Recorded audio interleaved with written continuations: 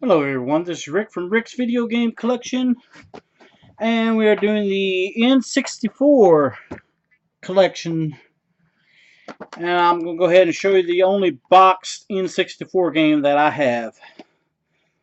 Some of y'all ain't going to like what it is, I can already tell you that.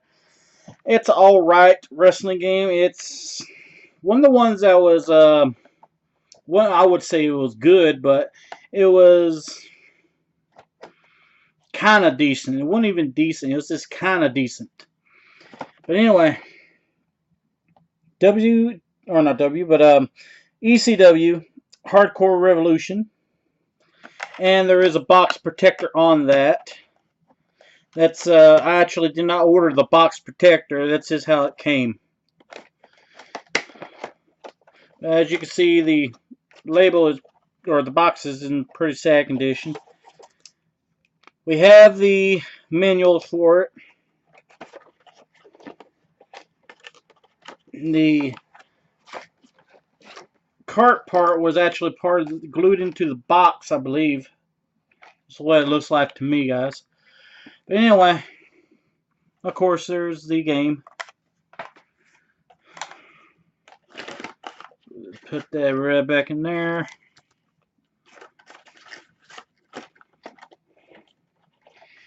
And I think I want to pay. I want to say I paid like $5 for the thing in this condition. If that gives you any indicator about how good the game was. Apparently, it was worth $5 boxed, complete. But anyway,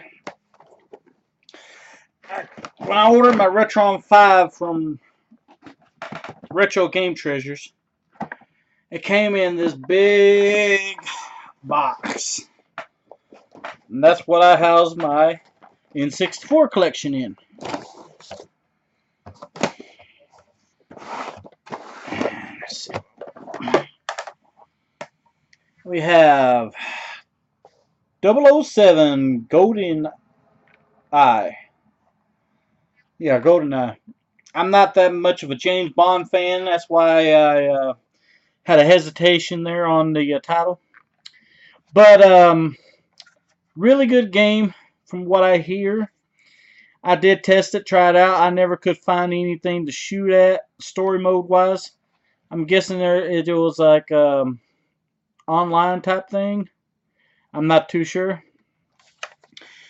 But anywho, next game is Aero Fighters Assault. Some of these games I got from Video Games Monthly, some from Retro Game Treasures, and others I just picked up at a flea market. And there's one I bought specifically online through a buy-sell or trade. And surprisingly, it worked. Just paid 10 for it. Most of y'all probably be angry with me when I show you the title. But anywho, Automobili? No, Automobili? I don't speak Italian either, by the way. But anyway, they're probably in Italian. Automobili Lamborghini. And there is California Speed. I'm kind of dusting these off a little bit too as I'm going, so bear with me. One of the arcade games I never got to play it, but loved watching it played, getting played because at that time I just didn't have a lot of money. But anyway, Cruising USA. I'm not really a race car game fan either, by the way, but that one was pretty nice game. And of course, I had this copy of the boxed game that I just showed you before I actually owned that. And I'll probably pay $2 for that. There's another ECW Hardcore Revolution.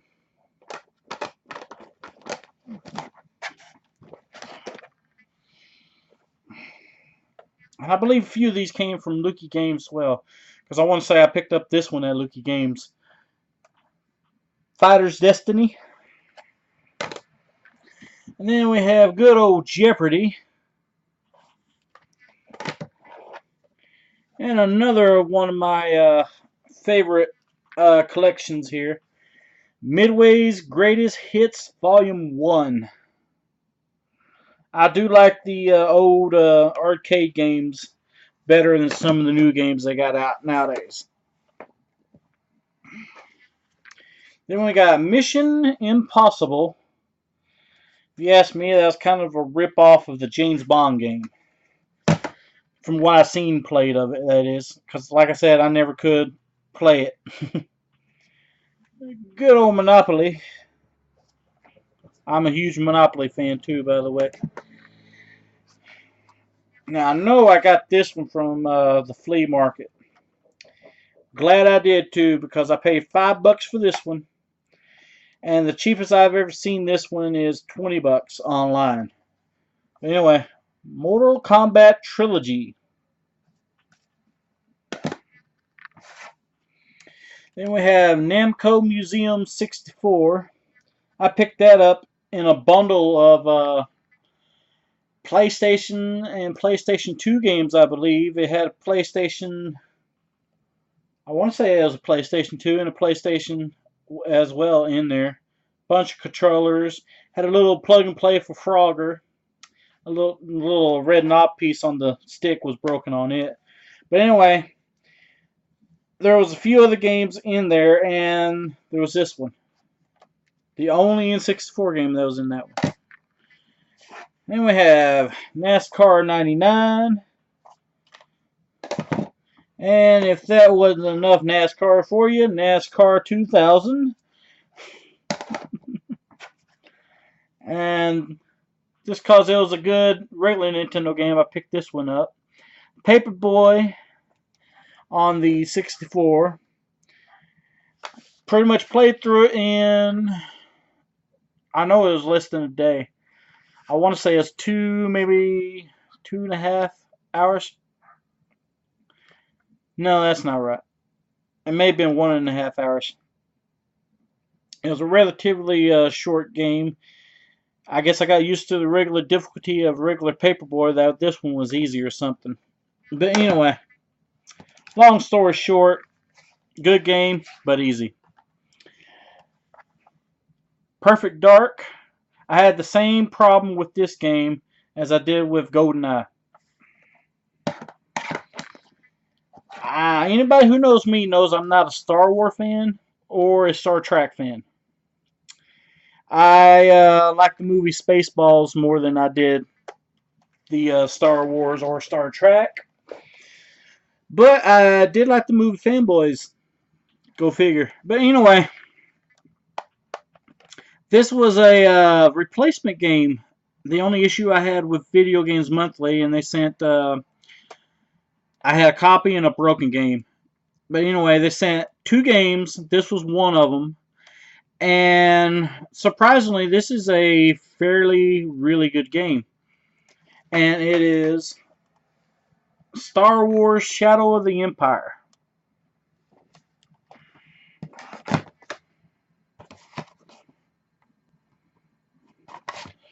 Okay, now comes the game that I was telling y'all about earlier. I bought online from a guy on a buy-sell or trade. He didn't know if it worked or not, so he was selling it for $10. And so I said, well, if anything, I could pick up this case, and if the game don't work, I can find a broken case or something like that. Like maybe a lot of stickers on the label, and I'll have a good case just to switch out cases with. Anyway, I popped it in. It ended up working. Bought it for $10, and the guy even delivered it. But anyway, it is The Legend of Zelda Majora's Mask. I had to take a second look there. I'm sorry. I haven't got to play it because I don't have an expansion pack. But the game did start up. So that's how I know it does work. And just for finding it the way I did, I think it was a good find. Moving on, we have Tony Hawk's Pro Skater. Then there's Turok Dinosaur Hunter. And then there's Turok 2 Seeds of Evil.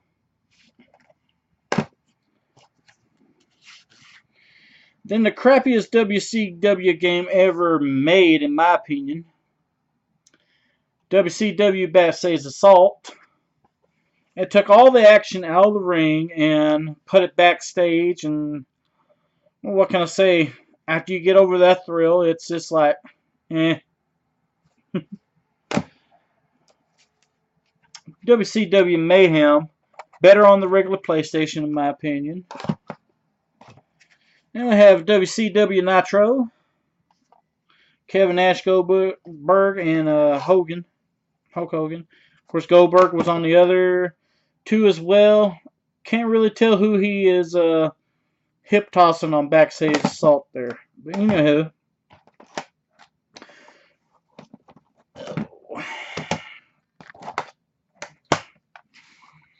We have WCW NWO Revenge with Raven, Goldberg, and Kevin Nash and Hulk Hogan.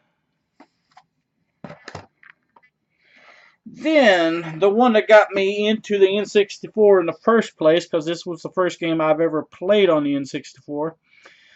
Beat it, obviously, because I was hooked on it. And later on, I found this copy at a flea market as well.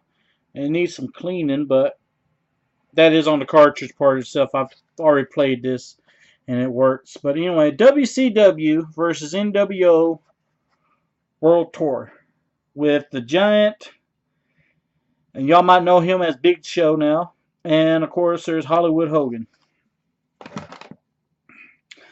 Alright, now you've seen the WCW games, now y'all get to see the WWF games. There is WWF Attitude with, looks like Mankind, The Rock, Triple H, Stone Cold, and The Undertaker. Back when they made the WWF games harder than they really needed to be. Then we have WWF No Mercy. And WWF Warzone with Steve Austin again. And this one, we have probably one of the best WWF games, if not the best WWF game on the N64 here, definitely. But I would say of the kart games for the WWF games, this is probably the best one. And it is WWF WrestleMania 2000. Alright, last three games, guys. We have Xena, Princess Warrior, the Talisman of Fate. That actually was kind of an alright beat 'em up type game. I was very surprised by that.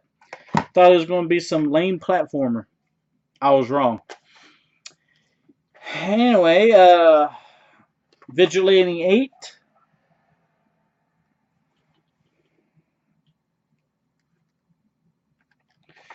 The Vigilante games to me, Vigilante 8 games to me, they're alright, but I think I'd rather play Twisted Metal. Let's put it that way. It's probably the best way I could put it. And Wave Race 64. Really did not care for this game. Thought it would be alright, but after trying to maneuver a jet ski around for God knows how long and not being able to maneuver it that well, I just got tired of it, so that's why I just didn't care for it. But anyway, guys, that's the N64 collection. I hope you all enjoyed this video. Thanks for watching.